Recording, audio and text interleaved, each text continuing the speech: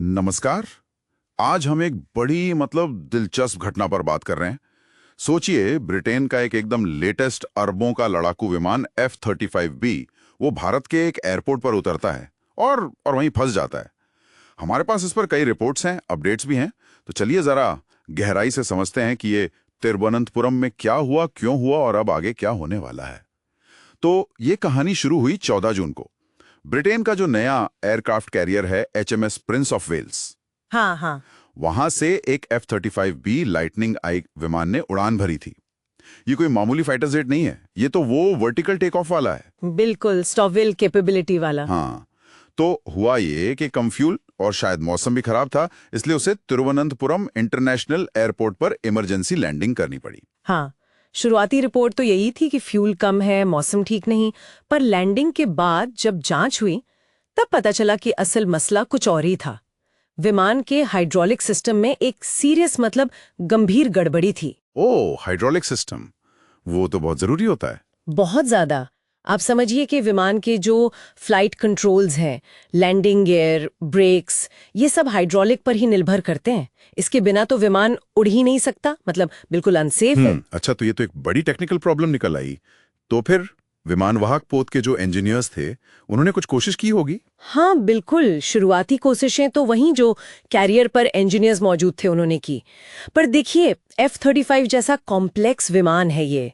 इसमें stealth technology है, बहुत एडवांस्ड सेंसर्स हैं। इसकी मरम्मत के लिए खास टूल्स और खास एक्सपर्टीज चाहिए। तो वो कोशिशें कामयाब नहीं हो पाई। तो फिर विमान तब से वहीं खड़ा है, केरल में, जमीन पर। इसकी सिक्योरिटी का क्या? ये तो बहुत ही सेंसिटिव टेक्नोलॉजी है। हाँ बिल्कुल, विमान वहीं एयरपोर्ट पर पार्क किया गया है और उसकी सुरक्षा की जिम्मेदारी CISF यानी सेंट्रल इंडस्ट्रियल सिक्योरिटी फोर्स के जवानों को दी गई है। वो एयरपोर्ट की सिक्योरिटी देखते ही हैं, पर हाँ, किसी भी मॉडर्न फाइटर जेट का, और F-35 तो टॉप क्लास है, उसका इस तरह किसी दूसरे देश में ग्राउंडेड हो जाना, ये अपने आप में बहुत ही असामान्य, बहुत सेंसिटिव सिचुएशन है। और अब ये खबर आ रही है कि ब्रिटेन से एक बड़ी टीम आ रही है। मैंने सुना कोई 40 लोग। जी हाँ, 40 लोग। ये नंबर ही बताता है कि मामला कितना सीरियस और पेचीदा है। ब्रिटेन से 40 सदस्यों की एक स्पेशलिस्ट रिपेयर टीम है, जिसमें शायद लॉकहीड मार्टिन, जो इसे बनाती है, उसके इंजीनियर्स भी होंगे। वो 5 जुलाई तक तिरुवनंतपुरम पहुंच रहे हैं और वो अपने साथ स्पेशल टोइंग गियर, खींचने के उपकरण और जरूरी स्पेयर पार्ट्स भी ला रहे हैं। बाप रे, 40 लोग एक विमान के लिए। तो इनका प्लान क्या है?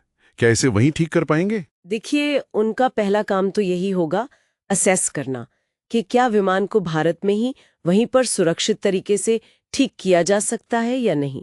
और भारत सरकार ने भी पूरा सहयोग दिखाया है। उन्होंने इजाजत दे दी है कि जैसे ही टीम और सामान आए, विमान को एयरपोर्ट के MRO हैंगर में ले जाया जाए। MRO हैंगर मतलब वो मेंटेनेंस रिपेयर वाली जगह? हाँ बिल्कुल, मेंटेनेंस, रिपेयर और ओवरहॉल फैसिलिटी। और मान लीजिए अगर वहां मरम्मत नहीं हो पाई, जिसकी संभावना लग तो रही है, तो फिर क्या होगा? तो फिर 2 ही ऑप्शन बचते हैं और दोनों ही बहुत मुश्किल और महंगे हैं। पहला तो ये कि विमान के पुर्जे सावधानी से खोले जाए, डिसमेंटल किए जाए और फिर उन्हें वापस ब्रिटेन भेजा जाए। बाप रे।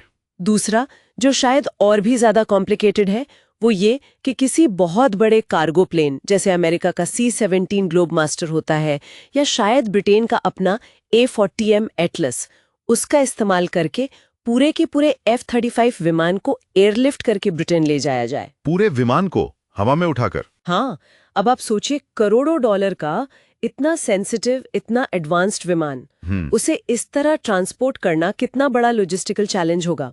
ये तो सच में बहुत बड़ी चुनौती लग रही है। अच्छा, इसमें भारतीय एजेंसियों का क्या रोल रहा है अब तक? कोऑर्डिनेशन कैसा रहा है? नहीं, कोऑर्डिनेशन बहुत अच्छा रहा है। इंडियन एयरफोर्स है, CISF है, एयरपोर्ट अथॉरिटीज हैं, ये सब लगातार ब्रिटिश अधिकारियों के साथ संपर्क में है, समन्वय बना हुआ है। देखिए, ये घटना हुई तो अचानक है, अप्रत्याशित है, लेकिन इसने कहीं ना कहीं भारत और ब्रिटेन के बीच जो डिफेंस और लॉजिस्टिकल कोऑपरेशन है, उसका एक उदाहरण भी पेश किया है। ऐसी सिचुएशन को हैंडल करने के लिए आपसी भरोसा और तालमेल बहुत जरूरी होता है। तो अगर हम संक्षेप में देखें तो स्थिति ये है। एक ब्रिटिश F-35B विमान है जो इमरजेंसी लैंडिंग के बाद टेक्निकल प्रॉब्लम हाइड्रोलिक फेलियर की वजह से भारत में ग्राउंडेड है। वहीं पर मरम्मत की कोशिशें फेल हो गई हैं। अब ब्रिटेन से एक बड़ी स्पेशलिस्ट टीम आ रही है। वो या तो विमान को वहीं ठीक करने की कोशिश करेंगे या फिर उसे वापस ब्रिटेन ले जाने का वो जो मुश्किल काम है वो करेंगे। और ये सब भारत और ब्रिटेन के करीबी सहयोग से हो रहा है। ये पूरा मामला सोचने पे मजबूर करता है। मतलब जब दुनिया की सबसे एडवांस मिलिट्री टेक्नोलॉजी भी इस तरह कहीं भी अचानक फंस सकती है, तो ये भविष्य के जो इंटरनेशनल मिलिट्री ऑपरेशंस हैं, उनकी लॉजिस्टिक्स है और देशों की एक दूसरे पर जो तकनीकी निर्भरता है, उसके बारे में क्या सवाल खड़ा करता है? इस पर सोचना चाहिए।